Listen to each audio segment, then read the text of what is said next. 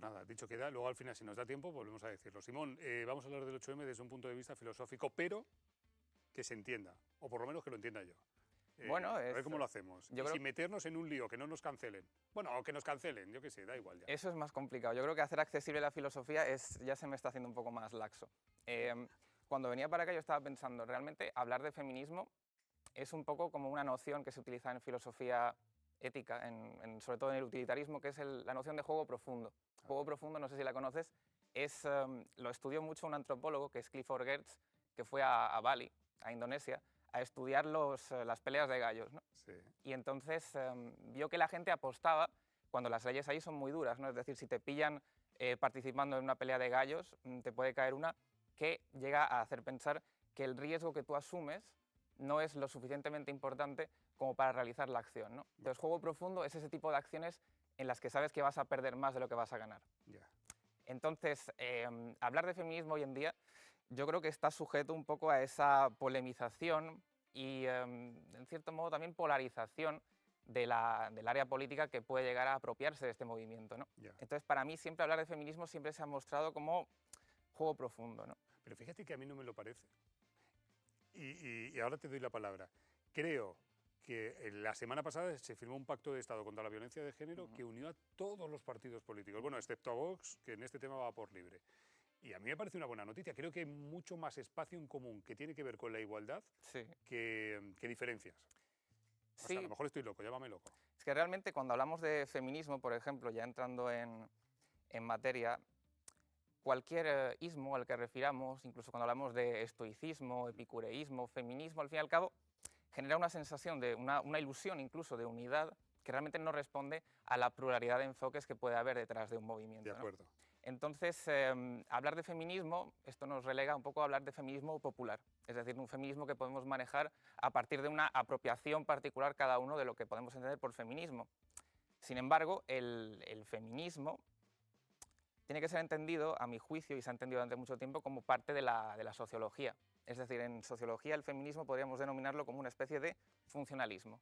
Es decir, y todo esto obviamente abstrayéndonos y no teniendo en cuenta que cada autora tiene un posicionamiento y que luego supongo que, como podremos hablar, cada autora defiende unas ideas que en algunos momentos son diametralmente opuestas, ¿no? Entonces, un funcionalismo lo que hace es entender la sociedad como un organismo vivo, ¿no? Es decir, es un poco el símil, y entonces se supone que ese sistema que organiza el cuerpo determina cada una de sus partes, ¿no? Entonces, si este sistema está organizado en torno a la patrilinealidad y digamos, a la derivación del parentesco desde la relación de los padres con los hijos, la mujer queda relegada a un papel sumiso inferior, ¿no? Vale. Entonces, desde esta premisa se opera dentro, en líneas generales, de lo que es el feminismo, ¿no? Eso es lo que tendríamos que entender. Ahora bien, gran parte del feminismo ha sido criticado dentro de la sociología por un enfoque excesivamente determinista. Es decir, excesivamente determinista porque no tiene en cuenta la libertad creativa de los actores y actrices que conforman el tejido social, ¿no? Esto quiere decir que si asumimos una sociedad donde realmente todo está determinado, la libertad no existe, ¿no? Y sin embargo, ¿cómo puede ser que en el seno de una sociedad efectivamente patriarcal pueden darse disidencias que rompen con la homogeneidad que ese sistema aparentemente busca, ¿no? Ya. Lo que pasa es que a veces como que parece que buscamos...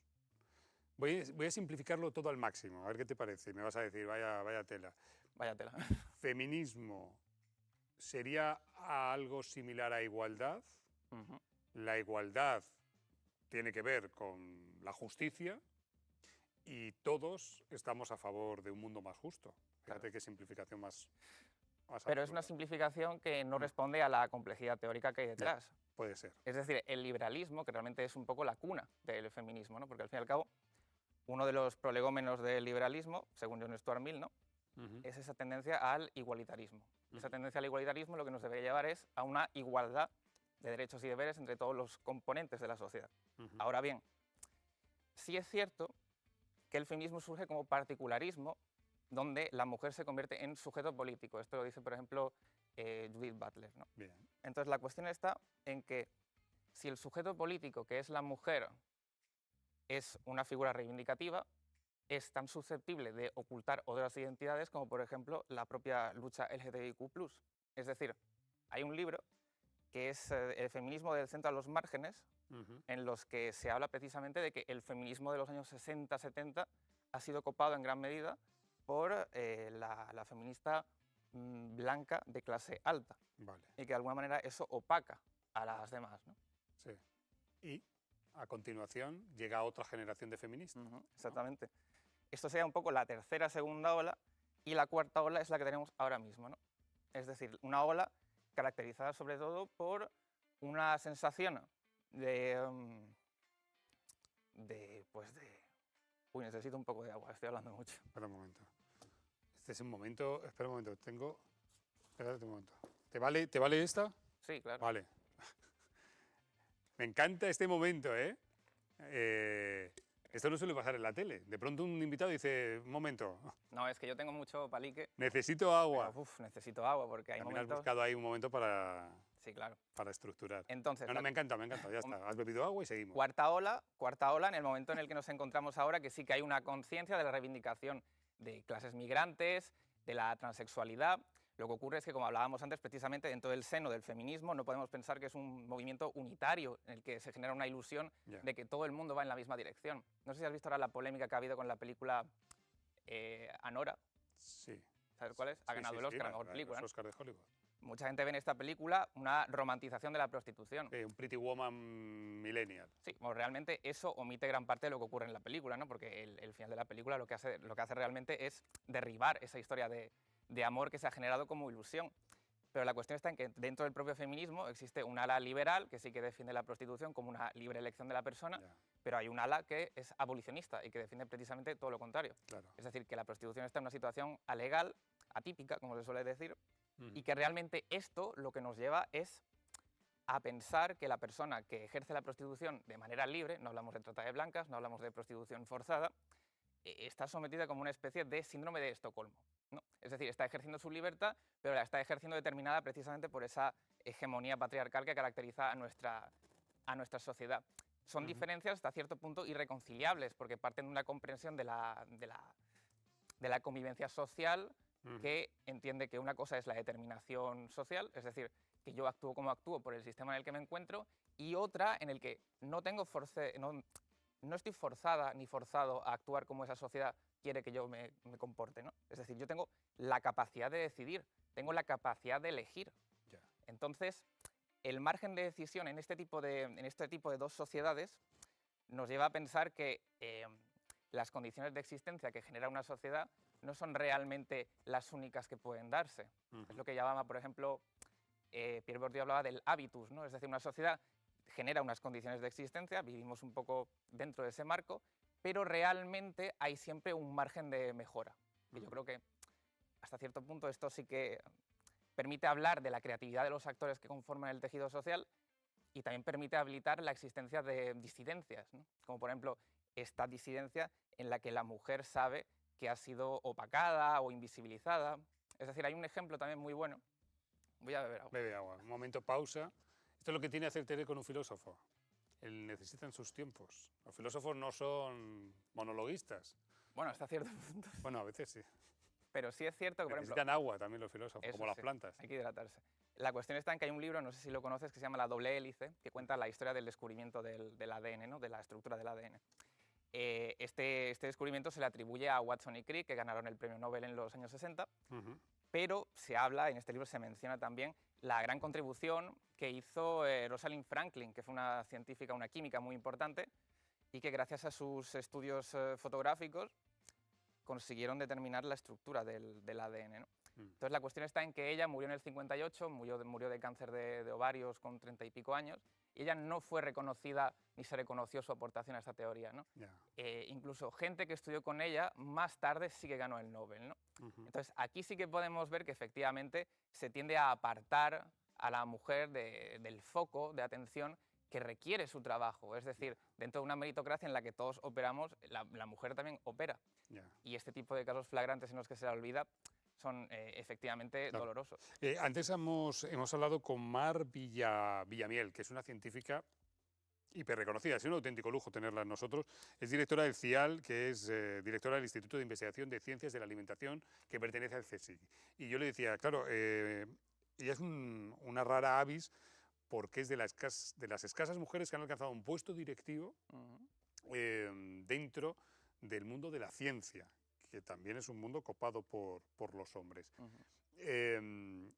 Y el mundo del poder en general es un mundo de hombres. Los altos directivos son hombres, en las empresas, en los medios de comunicación, esto pasa. Se ha conseguido mucho, pero queda todavía mucho por conseguir. Bueno, yo creo que el feminismo, vamos a decir, académico radical, que es el que realmente defiende un cuño anticapitalista, que yo comparto en gran medida, va mucho más allá de las consignas y de las proclamas que una persona puede llevar a cabo en una manifestación. Es decir, una cosa que hablábamos el otro día precisamente es esa capacidad que tiene el lenguaje político de enarbolar a la masa.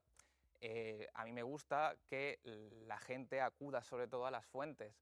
Por ejemplo, lo que comentaba Bell Hooks y que tiene que ver con esto que tú comentas, es que gran parte de las feministas blancas de los años 60, porque ella es afroamericana, ella defiende también la inclusión Hemos visto una foto de ella y claro, por ahí atrás, ¿no? de esa mujer. Ella es una mujer afroamericana que defiende la inclusión de la mujer afroamericana dentro de los movimientos lésbicos, que fue apartada durante un tiempo de ellos, ¿no? Incluso la mujer lesbiana también. Era mujer, era negra, era lesbiana, exacto. Tenía todo para que la apartasen. Claro, exactamente. Vale. Pero mucha gente no sabe que en los años 60 la segunda ola feminista de Betty Freeman, por ejemplo, decía que las lesbianas eran una amenaza. Pero cuando dices que tú quieres ir más allá, ¿a dónde quieres llegar con esto? Para mí y para ella... Venga, lánzame el clickbait, lánzame el titular. El feminismo radical aboga por luchar contra todo tipo de dominación, no solamente la de el hombre sobre la mujer, porque la propia Bell Hooks Pero le podemos llamar de otra manera. O sea, quiero decir, yo estoy de acuerdo en que estés dispuesto a luchar contra lo que sea, pero ya no es feminismo, o sea, ya será la lucha contra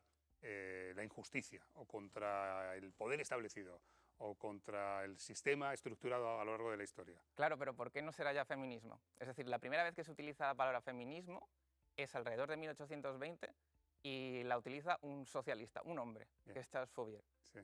Y cuando habla de feminismo, el primer sentido que tiene feminismo para él realmente significa el carácter femenino. Es decir, en francés, feminisme, el origen que tiene realmente es ese componente femenino que tiene la gente, las mujeres, ¿no? El carácter. Es decir, los conceptos van cambiando. Es decir, dentro de 50 años probablemente la concepción de feminismo que tenemos hoy en día, que es un feminismo de partido, más que un feminismo de la diferencia o un feminismo de la igualdad, habrá cambiado y seguramente pues habrá que también atender a estas identidades que quedan al margen, como la queer o la trans, que también es una lucha que existe dentro del propio feminismo, y que esta idea de la falsa ilusión nos hace pensar que es un movimiento que no tiene sus propias disidencias internas, cuando sí las tiene. Pues muy interesante, la verdad que sí, hablando con Simón Cano y yendo, porque es verdad que a lo mejor los medios de comunicación más convencionales nos quedamos en una fotografía del 8M y del feminismo clásica, y Simón, como siempre, nos lleva un poquito más allá. Vale, ¿quieres decir algo más? No, que es un poco lo de Sócrates, es decir, Sócrates en su apología habla de él mismo como un tábano que hace correr al caballo, ¿no? Entonces, realmente la filosofía busca esto, ¿no? La filosofía no busca molestar por molestar, busca meter el dedo en el ojo porque nos olvidamos de los fundamentos epistemológicos de lo que estamos defendiendo. Es decir, saber de dónde nace el feminismo y entenderlo, entender que es una posición crítica, que es autocrítica, que avanza precisamente mirándose hacia sí misma y que no es necesariamente una posición contra el hombre, ¿no? Bell Hooks defiende precisamente que el hombre también sufre a causa de esa hegemonía que también ha apartado a la mujer, ¿no? Claro. Es decir, que es una lucha conjunta. Sin duda, en eso estamos de acuerdo. Y lo de mañana, el 8M, y lo de todos los días, lo de la igualdad, eso tiene que ver con todos y cada uno de nosotros y de nosotras. Simón Cano, nuestro filósofo de cabecera, amigo, gracias por estar con 101 Televisión y por hacer una cosa tan arriesgada que es como hablar de filosofía en la tele. Sí, estamos al límite, lo sabes. Una pérdida de audiencia. Un día nos van a llamar y van a decir, se acabó esto. Quiero que sepas que estamos preparados. Sí, yo sé que es raro que haya llegado hasta aquí. Gracias, Simón, un placer, de verdad. Igualmente. Y ahora...